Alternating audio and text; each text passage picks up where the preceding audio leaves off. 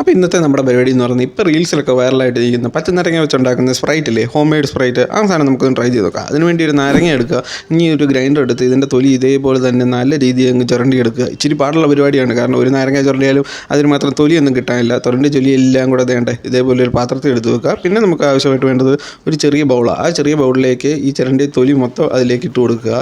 പിന്നെ നമ്മുടെ എന്താ പറയുന്നത് പഞ്ചസാര നല്ല പൗഡറാക്കി വെച്ചതാണ്. ഞാനിപ്പോൾ ഒരു 2-3 സ്പൂൺ ഇടുന്നുണ്ട്. നമ്മുടെ മധുരത്തിനനുസരിച്ച് ഇടുക.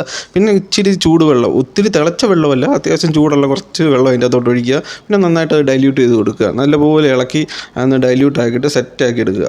അപ്പോൾ നമ്മുടെ അടുത്ത പരിപാടി എന്ന് പറയുന്നത് ഒരു ഹാഫ് പീസ് നാരങ്ങയില്ലേ, അത് വേണ്ട നമ്മൾ ഈ കലക്കി വെച്ചതിൻ്റെ അകത്തോട്ട് അങ്ങ് പിഴിഞ്ഞ് കൊടുക്കുക. പിന്നെ ഒന്നുകൂടെ എല്ലാം കൂടെ ഇളക്കി യോജിപ്പിച്ചിട്ട് ഞാൻ 2 ഗ്ലാസ് എടുത്തിട്ടുണ്ട്. ആ ഗ്ലാസിൻ്റെ അകത്തോട്ട് വേണ്ട ഒരു 60 ml അളവിൽ നമുക്ക് 2 അങ്ങ് ഒഴിച്ചു കൊടുക്കുക.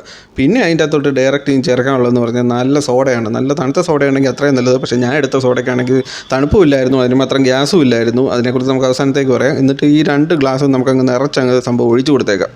അപ്പോൾ ഉണ്ടാക്കി വെച്ച സാധനം ആരെങ്കിലും പരീക്ഷിക്കണമല്ലോ എന്ന് ഓർത്തുകൊണ്ട് ഞാൻ ആദ്യം തന്നെ നമ്മുടെ അനിയത്തിക്കാണ് ആദ്യമായിട്ട് ഇത് കൊടുത്തു നോക്കിയത്.